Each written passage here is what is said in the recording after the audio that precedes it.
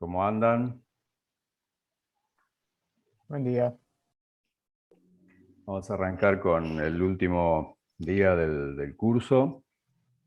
Y bueno, tenemos, como vieron en el programa, tenemos una mañana movidita con varias exposiciones. Eh, Así que bueno, vamos a empezar ya. Yo voy a compartir pantalla de lo que sería el último tema.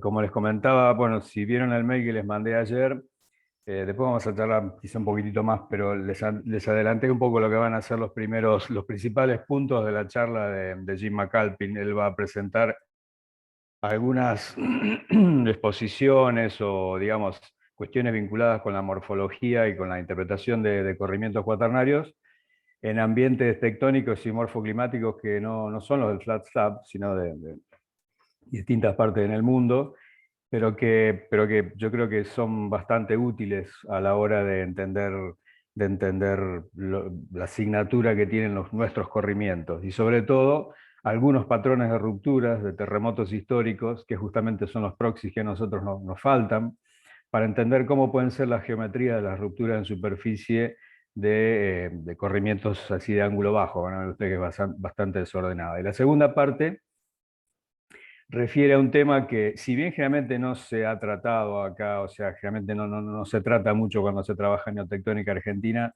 pero yo creo que es a lo que uno tiene que aspirar, que es entender cómo poner esta información a jugar en la característica del peligro sísmico. Y vamos a ver que ahí hay toda una cocina, todo un cookbook para el tratamiento de datos respecto a cómo incorporar estos datos geológicos con sus incertidumbres dentro de modelos matemáticos.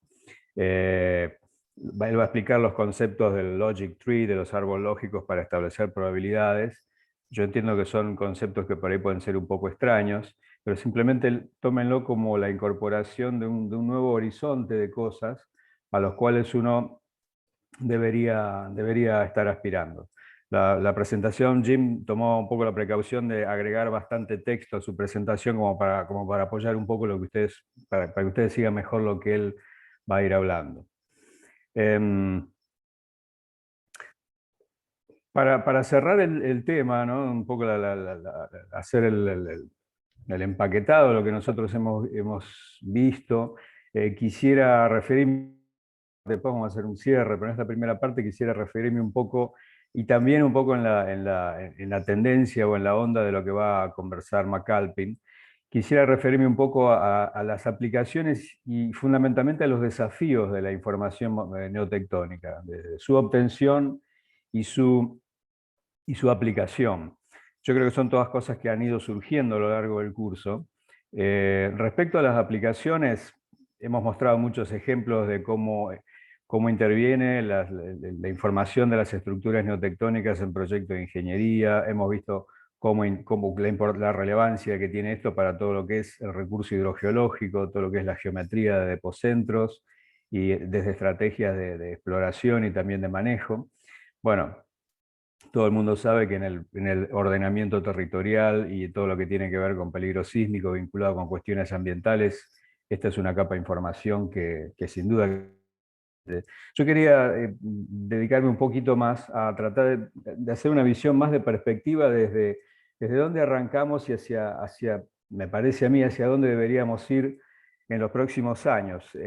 Básicamente a partir de experiencias obtenidas en la recopilación de formaciones cuaternarias en toda Sudamérica, pero yo creo que, y ni siquiera le cambié el título, esto es de una presentación anterior, de hace algunos años, porque yo creo que aplica bastante bien a la situación nuestra en Argentina, ¿no? Es decir, uno empieza a conocer algo, pero una vez que empieza a conocer, empieza a generar datos, esos datos ya tienen que sugerir estrategias respecto a cómo obtener esos datos y fundamentalmente cómo comunicarlos a distintos usuarios, ¿no? Entonces, si uno quisiera hacer un upgrade, ¿no es cierto? O sea, subir un nivel, lo que es la información neotectónica básica, y ponerla en valor para en términos de fuente sísmica, es decir, la vinculación ya con un plano de ruptura que puede generar un determinado sismo, una determinada relación espacio-temporal, y que ese sismo va a generar, digamos, valores de aceleración del terreno, PGA, Peak Ground Acceleration, que en definitiva son los valores que toman después los ingenieros para establecer, por ejemplo, códigos de edificación sismorresistente y todo eso. Ellos generalmente no usan tanto las cuestiones de magnitudes, sino que les interesa saber cuál es el shaking, cuáles son las variaciones en la aceleración de la gravedad que un determinado sismo y en función de las determinadas condiciones de sitio puede generar en un sector o área en particular. Entonces, a mí me da la impresión que los inventarios actuales que tenemos de las deformaciones neotectónicas, en definitiva lo que conocemos de las deformaciones neotectónicas, lo que hemos estado mostrando durante el curso, básicamente parten de mapas, por lo general han tenido en cuenta la caracterización de escarpas, la caracterización de trazos de falla, básicamente bastante orientados al dato lineal de la escarpa de falla, que como nosotros estuvimos viendo durante el curso, que posiblemente en muchos casos es un enfoque incompleto y en algunos casos un enfoque que hasta puede ser incorrecto y que no nos va a llevar a la información que nosotros queremos conocer. Entonces, digamos, nosotros empezamos mapeando estructuras a partir de la morfología, lo cual es correcto para el análisis del terreno. Ahora tenemos que, digamos, instalarnos un chip cuando nosotros vemos una estructura neotectónica para ir pensando un poquitito más allá, ¿no? O sea, tratar de entender cuál es el significado de esto que estamos viendo en términos de fuentes sísmicas o fault sources, como se conoce en peligro sísmico. Para esto vamos a ver que tenemos que agregar condimentos que en muchos casos no se desconocen, pero que en otros casos uno puede tratar de incorporar ese ingrediente, de hacer el esfuerzo para generar una clasificación más clara o más útil para otros propósitos, para usuarios por ahí no geológicos. Entonces, si bien hemos hecho un excelente trabajo rastrillando y tratando de identificar cuáles pueden ser estructuras con actividad tectónica cuaternaria, vamos a ver que cuando nosotros queremos significar esas estructuras en términos de su caracterización como fuentes sísmicas, muchas de ellas tenemos que descartarlas porque carecen de los datos imprescindibles para el formato de datos que nos exige, por ejemplo, la inclusión de esta información en modelos de peligro sísmico, ya sea determinísticos o probabilísticos. Y el otro problema que tenemos, que eso sí, digamos, ¿no? Nosotros, es que tenemos muy pocas rupturas históricas de sismos corticales en nuestro territorio.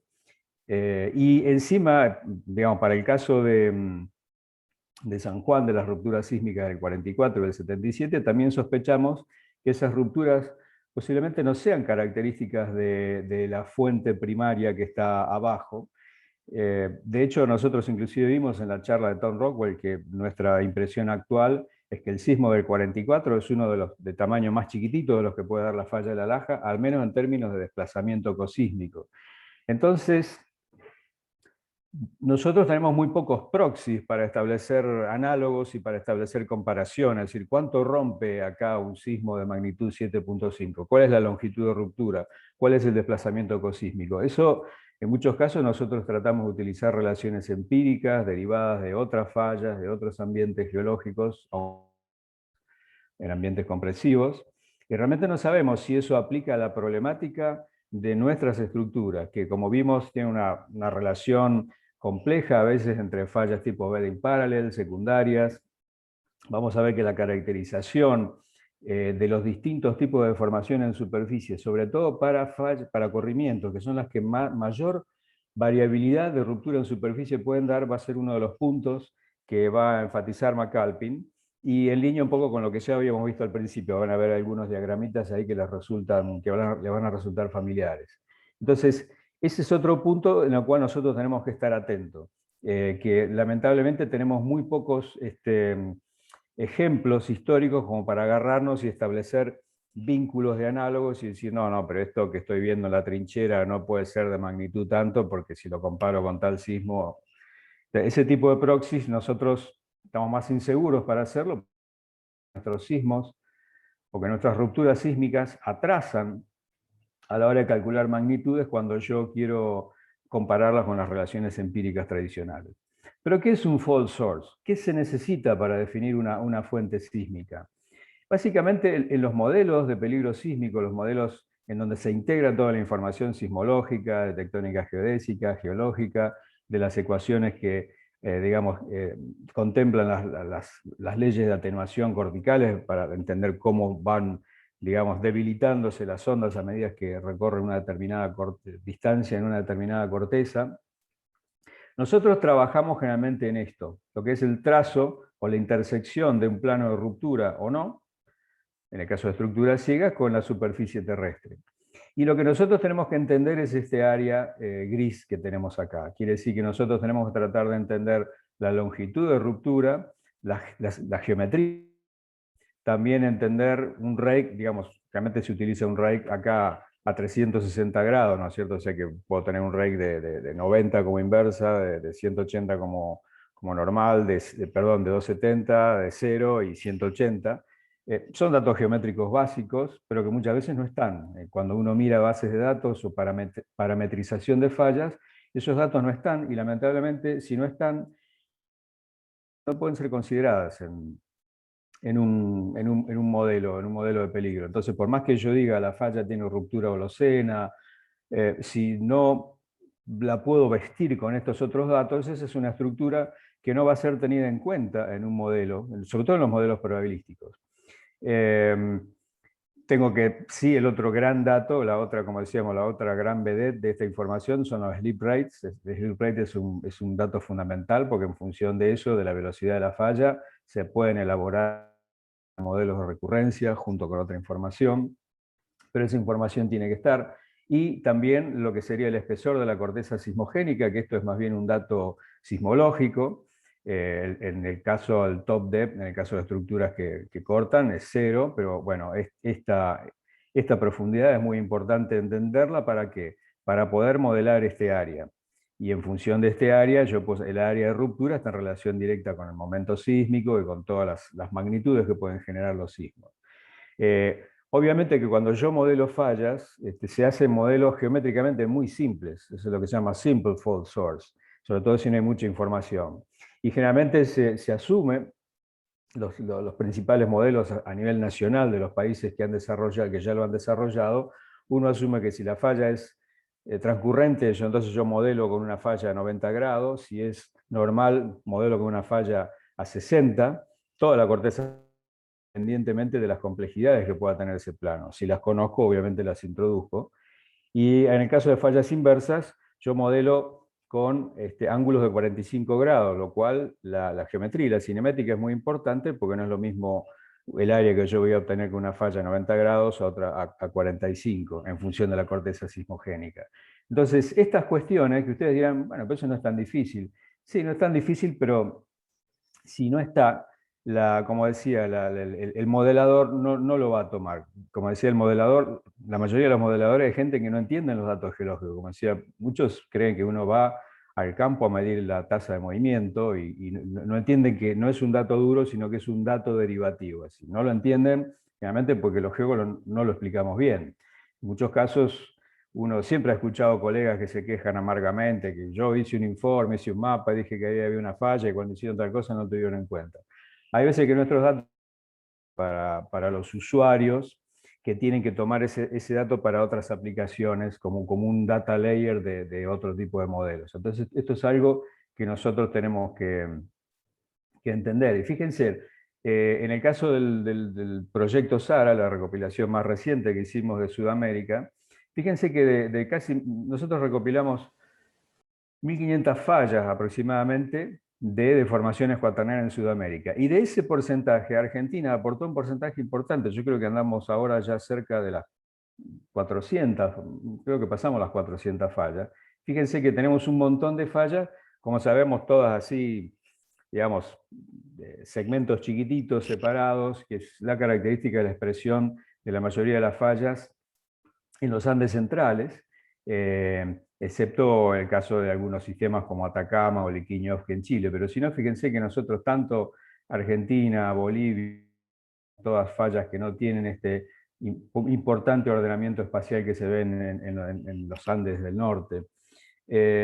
O sea que hemos hecho un muy buen trabajo en función del rastrillaje de las estructuras. Pero cuando uno trata de ver cuáles estructuras voy a seleccionar para el modelo de cálculo probabilístico. Generalmente los requerimientos son, bueno, yo voy a poner solamente aquellas fallas que tienen una tasa de movimiento mayor de 0,1, porque generalmente las fallas de movimiento con valores menores que eso tienen un impacto muy, muy bajo en modelos probabilísticos, por la larga recurrencia que van a dar.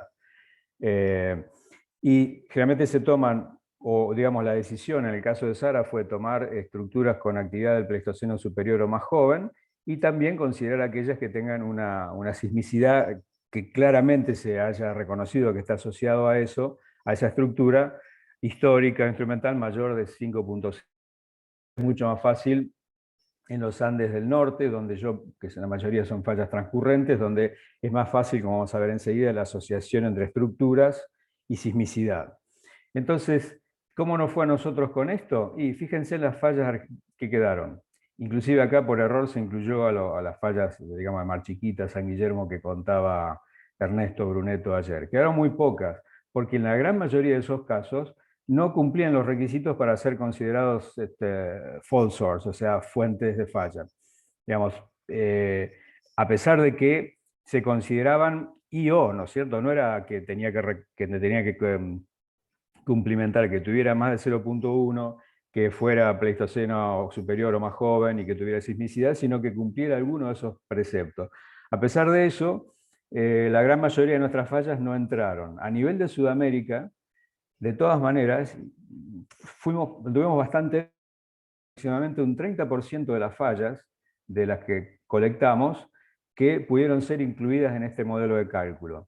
Y ese 30% no anda muy lejos de lo que es, por ejemplo, las fallas de Estados Unidos, o sea, en el modelo probabilístico del USGS, aproximadamente un 35% de las fallas que ellos conocen van a parar o son seleccionadas para el modelo de cálculo. Pero en Argentina estamos por debajo de ese porcentaje, ¿no? O sea, que de esto a esto, como digo, hicimos un muy buen trabajo en la recopilación, pero ahora falta, digamos, hacer un esfuerzo para ponerlas en valor. Entonces, ¿cuáles son los desafíos en ese sentido? Yo veo, hay muchos, pero puedo citar acá básicamente dos puntos principales. Primero, tenemos que entender que el carteo de las estructuras no se agota conocimiento de las escarpas, en tratar de ver si es cuaternario o no cuaternario, sino que también yo tengo que ir un poquitito más allá, tengo que discriminar qué tipo de deformación es la que tengo ahí, asumiendo que todas son deformaciones de origen sísmico de manera primaria o directa o indirecta. Es decir, ¿qué estoy diciendo con esto? Tenemos que tratar de entender, ¿es una estructura, es una ruptura primaria? ¿Son estructuras secundarias? ¿Son estructuras de deslizamiento pasivo, o sea, donde el desplazamiento pudo haber sido gatillado por una fuente distante? ¿Qué tipo, son estructuras inducidas por la gravedad? ¿Qué tipo de estructuras son y cómo impacta eso en la caracterización de la fuente? Y el otro paso al cual nosotros tenemos que apuntar o transitar es ir discretizando distintos, si no pueden ser segmentos de ruptura por la connotación genética que decíamos en las clases, desde el punto de vista geométrico o cinemático las posibles secciones que se comportan de manera homogénea en función de la evolución de sus morfologías, en función de, digamos, diferentes orientaciones, es decir, todos aquellos segmentos homogéneos que podrían ser candidatos para rupturas unitarias. Es bueno ir pensándolo, o al menos ir pensando qué cosa debería yo conocer para avanzar en esa caracterización. Y entonces, para parametrizar, para ir poblando esas bases de datos, esos datos que nos requieren estos formatos de aplicación al peligro sísmico, obviamente que tenemos que hacer el mayor esfuerzo posible en caracterizar las tasas de movimiento, la geometría en 3D, como decíamos, y una cosa muy importante en la cual los geólogos no estamos formados, que es la caracterización de las incertidumbres. Una vez hablando con un modelador así muy, muy conocido de Estados Unidos, le preguntaba, ¿y ustedes cómo se llevan con los datos geológicos? Obviamente tienen muchas mayores incertidumbre que un dato sismológico, porque, digamos, dato sismológico yo puedo poner fecha, día, hora, puedo reconstruir intensidad, puedo saber magnitud. En el caso de la geología, nosotros siempre nos movemos con más menos, ¿no? Desde la ocurrencia de un sismo hasta el tamaño del mismo. Y él me decía que en realidad él no le preocupaban tanto las incertidumbres de los datos geológicos, sino que esas incertidumbres no estaban bien caracterizadas. Yo al principio no entendí mucho la diferencia, pero después me fui dando cuenta que generalmente nosotros no explicamos la incertidumbre de los datos. Es decir, cuando ustedes miran nuestra formación académica, nosotros, quizá por venir de las ciencias naturales, no estamos muy acostumbrados a decir, este dato es así, pero el rango máximo y mínimo podría ser este otro. Algo que desde el punto de vista probabilístico de modelar, porque yo puedo asignar distintas probabilidades y asignar mayores probabilidades al dato que yo considero que puede ser más certero. Así que no hay problema con eso. Pero si ustedes, por ejemplo, revisan, o es mi experiencia, si ustedes revisan muchos trabajos científicos, generalmente los autores están más preocupados o ponen mucho más hincapié en probar que esa es la hipótesis o es el modelo correcto el que ellos están proponiendo, que en hacer un paneo de todas las posibilidades posibles, de todas digamos, las posibilidades o las hipótesis que admiten los datos que han sido colectados. Esto es algo que a nosotros el peligro sísmico nos ayuda bastante, nos advierte bastante, porque yo tengo que ser capaz de decir, bueno, es esto, pero también podría ser tal y tal cosa. No le quita valor científico, sino que más bien significa seguir los pasos básicos del método científico. Eso es algo en el cual en el peligro sísmico uno tiene que estar muy atento. Es decir, esto para mí es una cuña coluvial, pero si en vez de haber sido un fenómeno climático, fue un fenómeno tectónico, fue un evento climático, entonces eso no es un evento, y en vez de 5 eventos, podrían decirse que podría caracterizar solo 3. Por lo tanto, el escenario A es 5 eventos, el escenario B es 3 eventos, y eso significa que la recurrencia o el cosmic slip o lo que sea puede variar entre tanto y tanto. Ese tipo de cosas, si ustedes miran la mayoría de los trabajos geológicos publicados en revistas top, no están. De hecho, eso muchas veces genera problemas como esto que comentaba de la caracterización de la falla de la cal como una falla con 5 milímetros por año de movimiento, lo cual es un dato, digamos, muy para el manejo del peligro sísmico. Van a ver que hoy McAlpin va a reforzar lo que ya habíamos charlado de cómo se determina una tasa de movimiento y cómo es la relación entre desplazamiento de la falla versus el tiempo transcurrido entre el ciclo de la falla para que obtengamos una pendiente, o sea, espacio versus tiempo, que es la velocidad de esa falla real, o al menos lo más aproximado que podemos hacer. Entonces, el tema de las incertidumbres es algo que yo, digamos, lo quiero destacar bastante porque es una cuestión que en la mayoría de los informes geológicos falta o quedan muchos cabos sueltos o no se exploran todas las posibilidades, y eso es algo que también hace a la correcta utilización de la información que uno provee. Yo me refería a esto, ¿no? Eh, para saber qué tasa de movimiento estamos calculando, tenemos que entender el vector rechazo total en el espacio. Entonces, si nosotros tenemos una falla con un rake de 90 grados, entonces sí, bueno, la componente vertical es, digamos, el levantamiento de la subsidencia, y la componente horizontal es el acortamiento de la extensión. Pero si tenemos una falla con un vector de desplazamiento oblicuo, que es el 99,9% de los casos, entonces yo tengo que ver qué es lo que se expone en mi corte. Si lo que se expone en mi corte es el vector deep slip, entonces estaré calculando una tasa, un deep slip rate, una tasa de movimiento de inclinación, que al menos es un valor mínimo para la tasa de movimiento absoluto. Y lo mismo con la componente de acortamiento o la componente horizontal longitudinal para el caso de una falla transcurrente. Entonces, cuando uno trabaja con modelos de peligro sísmico, hay básicamente dos tipos de incertidumbre: lo que llamamos incertidumbres epistémicas, que son aquellas incertidumbres de vacío de datos, y son incertidumbres que pueden ser reducidas con nuevos datos. Son incertidumbres de conocimiento.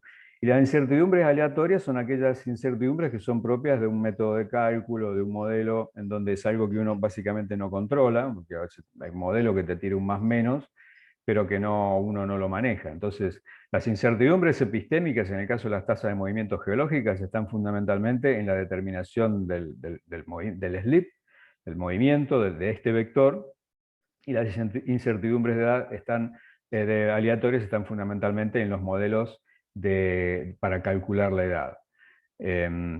Y la otra cosa que quería hacer referencia, que también salió varias veces durante el curso, es la relación entre neotectónicas y sismicidad.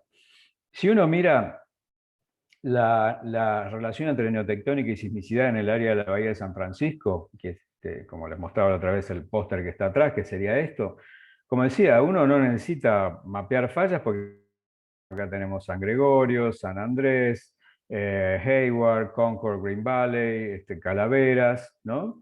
El único lío que tenemos es acá, que es el Mount Diablo, que es una zona transpresiva y en donde fíjense que tenemos como digamos, una mayor dispersión de datos sísmicos, pero si no, fallas verticales con tasa de movimiento altas, con una producción, con una tasa de sismicidad altísima, y bueno, nos van a dar toda una serie de puntitos, y además, aclarando también, con una red sismológica súper potente, porque acá en California confluyen un problema sísmico serio y una capacidad económica instalada muy importante. Entonces, obviamente, las redes sísmicas, geodésicas, etcétera, son súper poderosas, que les permite hacer cosas como esto. Fíjense cómo trabajan ellos un swarm, un enjambre sísmico.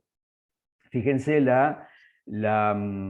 digamos, o sea, que no solamente pueden hacer una imagen de esa ruptura que se correlaciona en superficie, en función, digamos, una imagen espacial, ¿no? Fíjense que en función de la profundidad salta perfectamente cuál es la geometría del plano, sino también temporal. Nos dicen dónde comenzó la ruptura y en función de miles de réplicas, etcétera, etcétera, nos dice cómo fue propagando esa ruptura. Entonces, tienen un poco el extremo de algo que es la envidia nuestra. ¿Por qué? Porque como decíamos, fallas verticales, o sea que toda la sismicidad que se produce acá va a quedar representada en planta o en el terreno en una faja generalmente muy estrecha, tasa de movimiento muy altas, o sea, están en un borde de placa, y bueno, y una red sismológica que captura de manera muy eficiente todo eso. Cuando nosotros nos venimos al frente orogénico, o sea, vamos a lo que sería la zona más caliente, esto es lo que mostraba, o el trabajo ese que había pasado Silvana de Nassif y otros, esto es la zona de Mendoza, Mendoza está por acá. Entonces tenemos una nube, lo cual es lógico tener una nube en planta si estamos suponiendo que nuestras fallas tienen más o menos 45 grados o menos, o sea, no vamos a obtener algo concentrado que dé un trazo, pero el tema es que esas nubes tampoco se organizan bien cuando yo hago un corte en perfil. En caso de San Juan, bueno, uno podría poner símbolos más chiquititos, pero como decíamos la otra vez, todavía estamos discutiendo cuál fue la fuente primaria del sismo de Caucete, ni qué hablar de La Laja, donde también hay distintas interpretaciones de localizaciones. Entonces, y si vamos a, por ejemplo, este último experimento en Sierras Pampeanas, un año, es decir, muy poquitos sismos, y bueno, se podría llegar a decir que más o menos esta es la corteza sismogénica, unos 25 kilómetros, pero cuando los mismos autores, que la organización de los eventos, la distribución espacial, obviamente con una precisión muchísima menor que la que puede tener ahí en California, no hay un vínculo con estructuras morfogénicas, no sismogénicas, sino morfogénicas, aquellas estructuras que aparentemente son donde se concentró el levantamiento neotectónico principal. No hay un vínculo directo.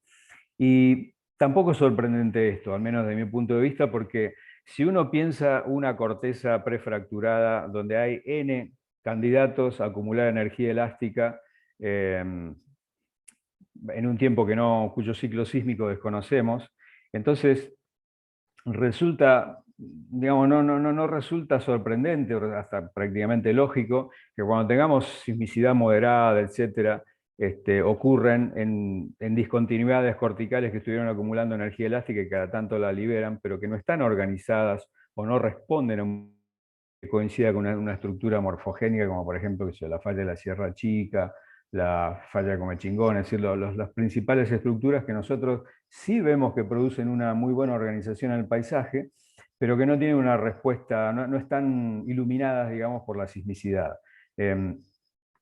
Los autores sí reconocen que hay como una concentración acá de algo que claramente no es una falla inversa, si vamos a tratar de entender un plano de ruptura con estos datos, pero bueno, quizás lo que nosotros necesitaríamos, como decíamos días pasados, es un registro sísmico, obviamente más preciso, porque el más menos también tampoco ayuda, o ayuda a ubicar las cosas en un lugar, a asignar las cosas a una estructura equivocada, pero claramente cuando tenemos menor tasa de desplazamiento y donde tenemos la otra cosa que me olvidé comentar, en el caso de San Andrés, prácticamente esas 4 o 5 fallas que le mostré asumen, digamos, acomodan el 80-90% de deformación interplaca. Nosotros acá tenemos una deformación distribuida muy grande. O sea, si bien las cosas, hay muchas cosas que pasan en el frente orogénico de precordillera de San Juan y Mendoza, pero piensen lo que mostraba Fernando, Víctor García en el flat slab septentrional. No tenemos un frente orogénico y como que la señal geodésica se va perdiendo de a poco. Entonces,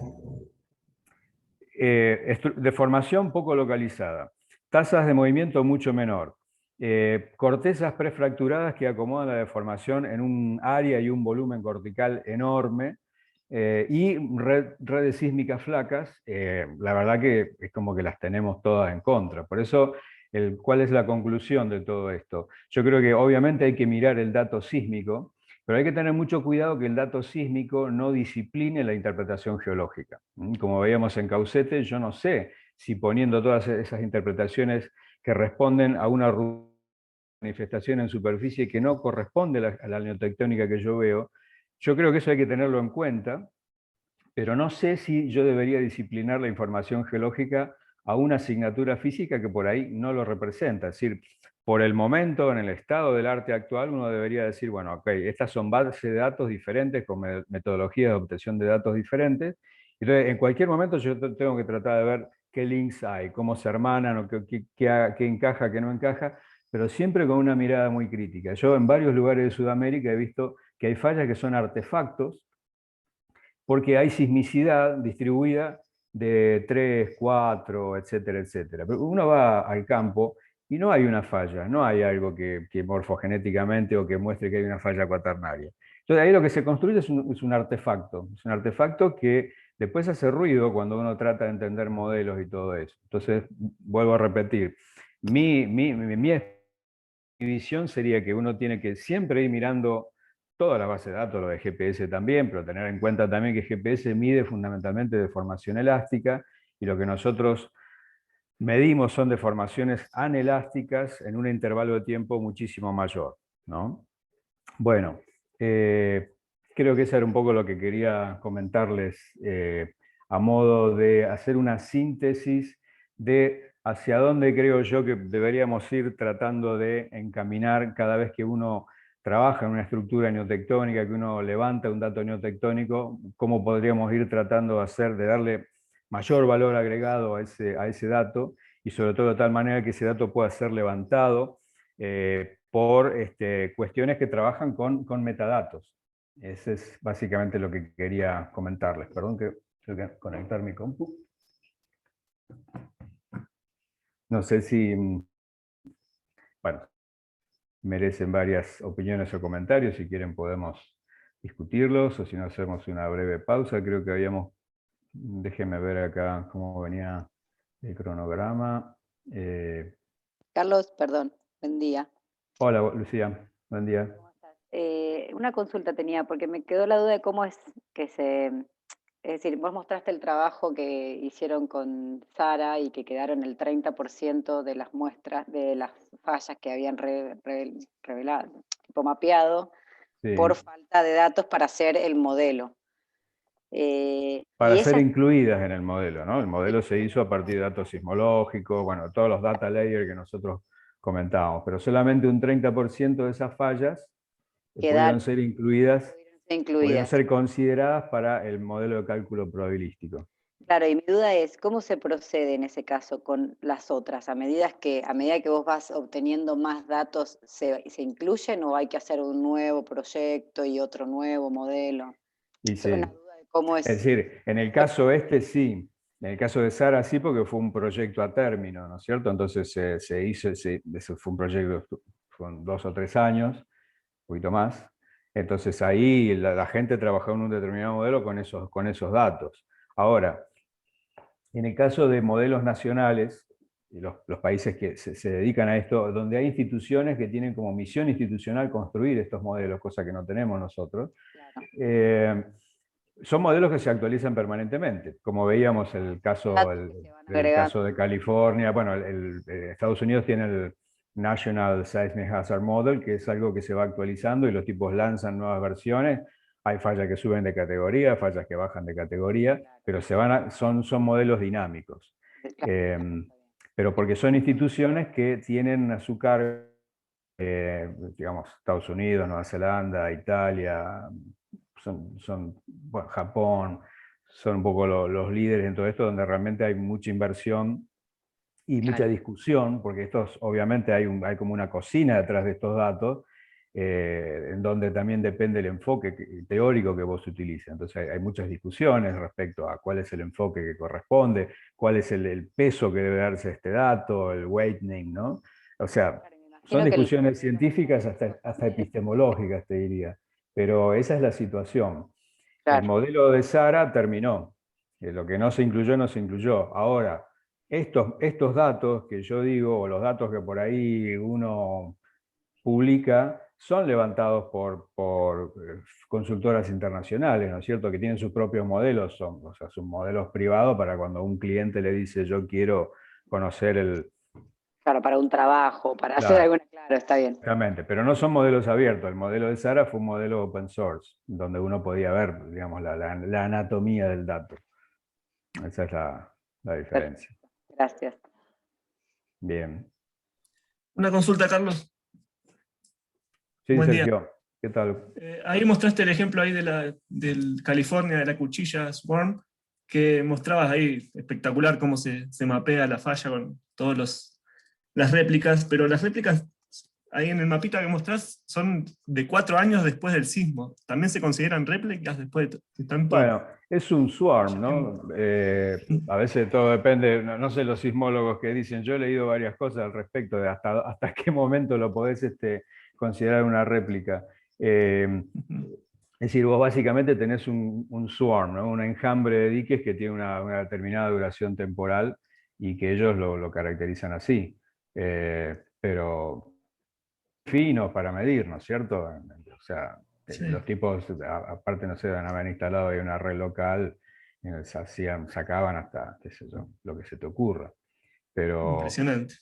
sí, pero lo interesante de todo eso, o sea, mostré esas imágenes, porque realmente quiero mostrar también, no como un enfoque escéptico o desilusionante, sino para mostrarles que realmente hay una gran distancia entre el dato geológico y el dato sismológico para vincular solamente esa cuestión puntual, que no sabemos si está acá, con esta falla que generó una morfología acumulada en superficie que ha venido funcionando por ahí durante varios millones de años, como son los frentes, como es el relieve principal, por ejemplo, de Pampeana o el frente precordillerano. Lo ponía un poco como los dos extremos, como los dos endpoints, ¿no es cierto? Como los dos extremos de cuánto nos poder acercarnos a este tipo de precisiones. Y perdón, Carlos, Acá Silvana dice que para... Ok, sí, yo creo que yo también pienso. Ellos no lo llaman réplicas, no lo llaman aftershocks. Ellos lo llaman swarm. Sí, Silvana, ¿querés comentar algo? no, Lucía, que quería saber si habías Ah, dicho la tasa el sleep rate de esas estructuras, de la falla de San Andrés, porque no me acuerdo si en el curso de... Bueno, San Andrés es muy variable. Ahí en el área de la bahía anda más o menos en los 15 milímetros por año. Porque es muy pesado para San Andrés mover al norte de la Sierra Nevada, ¿no es cierto? San Andrés es mucho más veloz. Lo que sería la latitud de Los Ángeles, que tiene más o menos 25 milímetros por año, en algunos casos supuestamente hasta 30. ¿Pero por qué? Porque ya tiene una corteza más delgada. Si ustedes más o menos tienen para California, vieron que al norte de la cuenca de Los Ángeles está todo lo que es la Sierra Nevada, ¿no? Ese gran masacote cortical. Entonces, al norte de la Sierra Nevada, en todo lo que es el área de la bahía, la falla de San Andrés es menos veloz, pero obviamente tiene sismo como el de 1906, Loma Prieta, etcétera, etcétera. Y más al sur, pues ya en Los Ángeles, es una falla que se acelera, y más al sur, ya en la frontera con México, el Salton Sea, anda en los 20 a 30 milímetros por año. Y ese cambio de velocidad, fíjense qué interesante, ese cambio de velocidad hace que se genere una falla normal, que es lo que se llama la falla de Owens Valley, perdón, la falla de Garlock, en el margen sur de la Sierra Nevada, porque si yo tengo esto que mueve a 25, y esto que mueve a 15, y esto que mueve a 30, esto se va a ir alejando. Tiene que Y acomodar. esta diferencia se acomoda justamente con extensional o normal por partes, que es la falla Garlock, que también es una falla muy bonita desde el punto de vista geomorfológico. Es la zona del desierto de Mojave, o sea, que ahí está, digamos, como si fuera Atacama, ¿no? Si quieren, hago una aclaración de lo de las réplicas. Las réplicas las consideramos cuando son en el mismo plano de falla, cuando son reacomodaciones de un evento grande principal. Y entonces se produce una caída exponencial de los eventos, en magnitud también. Por ejemplo, si el sismo principal fue un 4, esperamos un 3. Y bueno, esa caída exponencial depende con los días, de acuerdo a la magnitud, ¿no? Si no, se llaman swarm porque es como la deformación que continúa en otros sectores, que son muy comunes en los espacios volcánicos, ¿no? Entonces no le llamamos, sino son como redes, digamos, o como nubes de sismos, pero no hablamos de réplicas porque no están asociadas a un evento principal. Claro. Ujú. Bien. Ok. Chicos, hacemos